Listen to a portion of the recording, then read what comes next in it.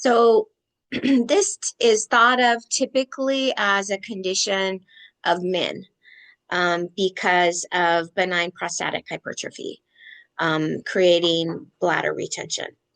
However, the idea is that it probably is much more common in women than we think of right now.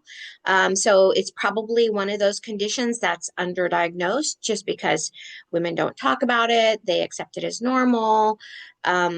People think of women as having like small bladders or having to pee frequently. And so these types of things can kind of, when they're normalized, they kind of hide the possibility that there's bladder or urinary retention.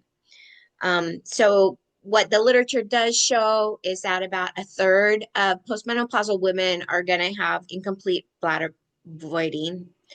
And the other time that is very common is in the early postpartum after having a vaginal birth. Many times after having a baby, if someone hadn't peed in the first hour, then we would have to catheterize them to get that pee out, because that will also help slow down the bleeding, and let the uterus come into itself and contract. Um, even more common um, postpartum is then the vaginal delivery causing the incomplete emptying is the cesarean. And so early postpartum is very common for women to have urine retention.